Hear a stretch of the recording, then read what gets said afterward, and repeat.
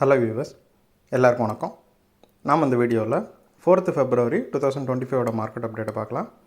அப்புறம் ஸ்டாக்ஸில் எதெல்லாம் top gainers, எதெல்லாம் டாப் லூசர்ஸ், எஃப்ஐஎஸ்டிஎஸ் இவங்கெல்லாம் வந்து எவ்வளோ க்ரோர்ஸ்க்கு ஸ்டாக்ஸை பை அண்ட் செல் பண்ணியிருக்கிறாங்க, கோல்டு எதுக்காக ரேலி ஆச்சுது, இந்த எல்லா டீட்டெயில்ஸும் நம்ம இந்த வீடியோவில் பார்க்கலாம். ஃபஸ்ட் வந்து மார்க்கெட் அப்டேட்டை பார்த்துடலாம். ஃபஸ்ட் வந்து நிஃப்டி பார்த்திங்கன்னா 378 பாயிண்ட் வந்து ரேலி ஆச்சுது. ஸோ ஒரு முக்கியமான விஷயம் வந்து எஃப்ஐஎஸ் வந்து பை பண்ணியிருக்கிறாங்க. ஸோ அவங்ககிட்ட வந்து பெரிய அளவு செல் இல்லாததே மார்க்கெட் ஓரளவு ஹையராக மூவ் ஆனதுக்கு காரணம். அது மட்டும் இல்லாமல் பட்ஜெட்டை வந்து ரொம்ப எதிர்பார்த்துட்டு இருந்த மார்க்கெட் வந்து பெருசாக எதுவும் சேஞ்சஸ் இல்லாதனால நல்லாவே விழுந்துச்சு. 2 நாள் மார்க்கெட்டுக்கு எதுவும் பாசிட்டிவ் நியூஸஸ் வந்து பட்ஜெட்லேருந்து கிடைக்காததுனால கொஞ்சம் டவுன் சைட்லேயே ஃபாலோ ஆகிட்டு இருந்தது.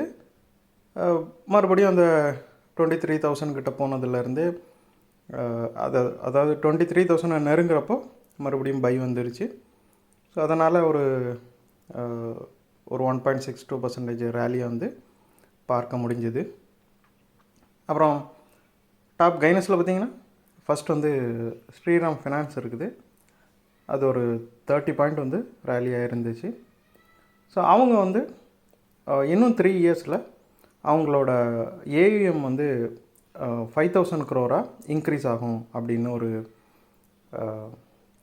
இன்ஃபர்மேஷனை கொடுத்துருக்குறாங்க.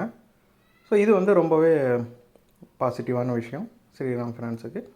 அது மட்டும் இல்லாமல் நிறைய பேர் வந்து நிறைய அனலிஸ்ட்டில் என்ன சொல்கிறாங்க அப்படின்னா, இந்த மாதிரி ஃபினான்ஸ் ரிலேட்டட் கம்பெனிஸ் வந்து இனிமேல் வந்து கொஞ்சம் நல்லாவே பெர்ஃபார்ம் பண்ணுறதுக்கான வாய்ப்புகள் அதிகமாக இருக்குது அப்படின்னு சொல்லியிருக்கிறாங்க.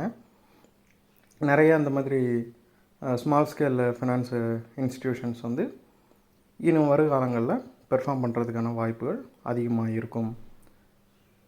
அப்புறம் வந்து எல்என்டி பார்த்திங்கன்னா ஒரு 149 பாயிண்ட் வந்து ரேலி ஆகிருக்குது. இதுக்கு முக்கியமான காரணம் அவங்க வந்து ஒரு மேஜர் ஆர்டரை வந்து செக்யூர் பண்ணியிருக்கிறாங்க.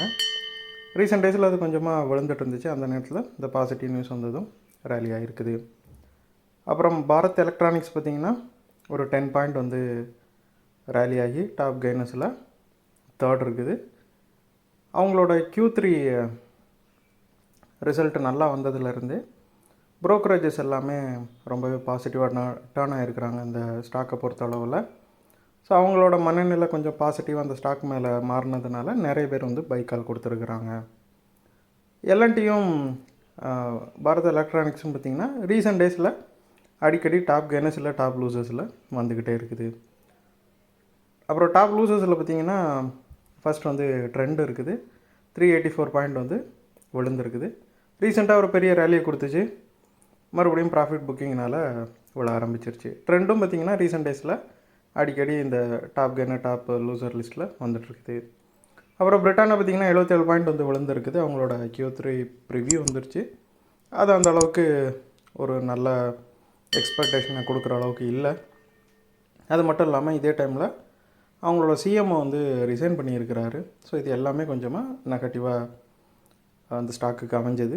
அதனால் இது கொஞ்சம் விழுந்துருக்குது. ஹீரோ மோட்டோகார்ப் பார்த்திங்கன்னா 49 பாயிண்ட் விழுந்து டாப் லூசர்ஸில் 3rd இருக்குது.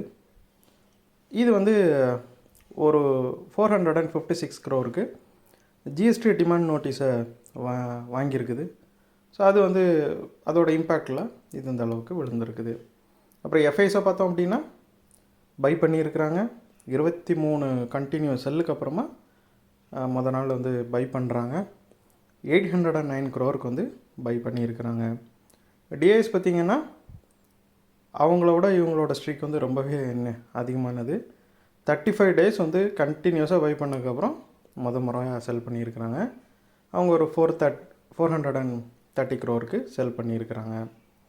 கோல்டு பார்த்திங்கன்னா 17 பாயிண்ட்ஸ் வந்து ரேலி ஆகி ஒரு அவுன்ஸ் வந்து இன்டர்நேஷ்னல் மார்க்கெட்டில் $2,874 ட்ரேட் ஆகிட்டு இருக்குது.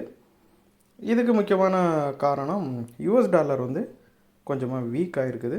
ஸோ அதோட இம்பேக்டில் கோல்டு இந்த ரேலியை கொடுத்துருக்குது. ஸோ இந்த வீடியோவில் உங்களுக்கு கொடுத்த இன்ஃபர்மேஷன்ஸ் எல்லாம் கண்டிப்பாக ஹெல்ப்ஃபுல்லாக இருந்திருக்கும் நான் நம்புகிறேன். இது உங்களோட ஃபியூச்சர் ட்ரேடிங் செஷனுக்கு கண்டிப்பாக ஹெல்ப் பண்ணும். இந்த வீடியோ உங்களுக்கு பிடிச்சிருந்துச்சின்னா லைக் பண்ணுங்கள், ஷேர் பண்ணுங்கள், மறக்காம சேனலுக்கு சப்ஸ்கிரைப் பண்ணுங்கள். அப்படியே அந்த பெல் ஐகானை கிளிக் பண்ணிங்கன்னா டெய்லி அப்டேட்ஸ் தவறாமல் கிடைக்கும். தேங்க்ஸ் ஃபார் வாட்சிங். Keep supporting. தேங்க்யூ.